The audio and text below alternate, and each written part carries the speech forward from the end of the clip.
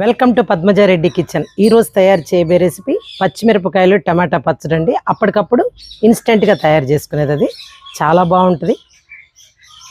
తయారు చేసే విధానం చూపిస్తాను రండి.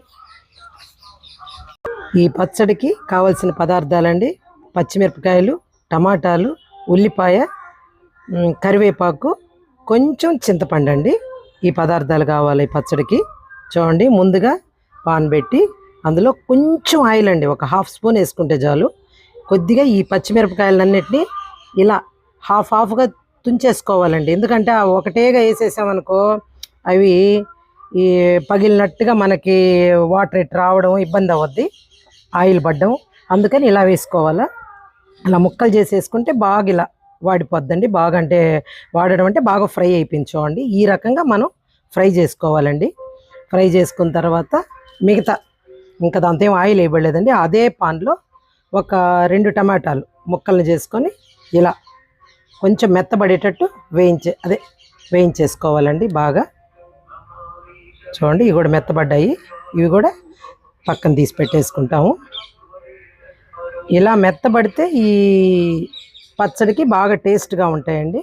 అందుకోసం మనం పచ్చి కాకుండా ఇలా ఈ విధంగా చేసుకుంటాం ఈ పచ్చడికి. చూడండి, మెత్తబడ్డాయి, తీసి పక్కన పెట్టి. చూడండి, చింతపండు ముందుగా నానబెట్టి పెట్టుకుంటామండి బండ మీద వేసుకొని. ఇప్పుడు చూడండి, ఈ కొంచెం సాల్ట్ వేసుకొని, చింతపండు సాల్ట్ ముందుగా నానబెట్టుకుంటే చింతపండు కొంచెం మెత్తగా అవద్దండి. అందుకోసం ఇది కొంచెం మెత్తగా నూరుకొని తర్వాత ఈ మనం ముందుగా ఫ్రై చేసి పెట్టుకున్నాం కదండి పచ్చిమిర్చి ముక్కలు, టమాటా ముక్కలు, అయ్యి వాటిని బాగా మెత్తగా నూరేసుకోవాలండి ఈ చట్నీకి. ఈ విధంగా చేసుకుంటే మనకి గబక్కన ఇంట్లో చట్నీలు ఏమి లేనప్పుడు, అదే పచ్చళ్ళు ఏమి లేనప్పుడు మనకి బాగుంటుందండి. ఈ విధంగా చేసుకుంటే చూడండి, మెత్తగా వచ్చేసింది. ఈ విధంగా అదేలే రోడ్డు మీదైనా మనం ఈ రకంగా బండ మీదైనా నూరుకుంటే చాలా బాగుంటుందండి టేస్టీగా. మీరేందంటే చూడండి, పచ్చడి రెడీ అయిపోయింది కదా. ఇప్పుడు ఫైనల్గా ఉల్లిపాయ అండి. ఇవన్నీ ఇన్స్టెంట్ పచ్చళ్ళు అండి, అప్పటికప్పుడు. అందుకని ఉల్లిపాయ వేసుకుంటే చాలా టేస్ట్గా ఉంటుంది. చూడండి, పచ్చడి రెడీ అయిపోయింది. మనం బౌల్లోకి తీసేసుకుందాము. ఇప్పుడు ఈ పచ్చడికి మనం పోపు పెట్టుకోవాలండి. చూడండి, దీనికి కొంచెం ఆయిల్ పడద్దండి. ఒక 3 స్పూన్ల ఆయిల్ వేసుకోవాలా. మనం ఈ ఆయిల్ని కాగనిచ్చి కొంచెం బాగా వేడవ్వాలండి. ఆయిల్ వేడైన తర్వాత ఇందులో ఆవాలు చిటపట్లాడనియాల.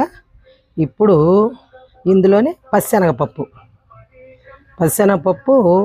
మినప్పప్పు ఇవి కొంచెం ఫ్రై అవ్వాలండి. కొంచెం వేగాల, కొంచెం వేగనిద్దాము. ఈ పచ్చడికి పోపు పెట్టుకుంటే చాలా టేస్టీగా ఉంటుందండి. అందుకోసం మనం పోపు పెట్టుకున్నాం. ఇప్పుడు ఈ రకంగా కొంచెం ఇవన్నీ ఈ పప్పులు కొంచెం వేగిన తర్వాత చూడండి, అటు ఇటు కదుపుకుంటా వేగనివ్వాలి మనం. ఇది వేగిన తర్వాత ఇప్పుడు కరివేపాకు అండి. ఈ కరివేపాకు ఒక రెమ్మ వేసుకొని, ఇప్పుడు కరివేపాకు వేసుకున్న తర్వాత మనం ఈ నూరి పెట్టుకున్నాం కదండి పచ్చడిని, ఆ పచ్చడిని అందులో వేసేసి బాగా ఫ్రై చేసుకోవాలండి. ఆయిల్ ఈ బబుల్స్ అన్నీ పోయి బాగా ఆయిల్ ఆ పచ్చడిలో ఇంకిపోయేదాకా. చూడండి, చాలా దగ్గరగా వచ్చేసింది. ఈ రకంగా వచ్చేయాలండి ఈ పచ్చడి. ఆయిల్ అంతా ఆ పచ్చడికి పట్టేస్తుందండి. ఈ విధంగా వచ్చిన తర్వాత ఇంకా మనం స్టవ్ ఆఫ్ చేసుకొని పక్కన ఒక బౌల్లోకి తీసుకుందామండి. చూడండి, పచ్చిమిరపకాయలు టమాటా పచ్చడి రెడీ అయిపోయింది.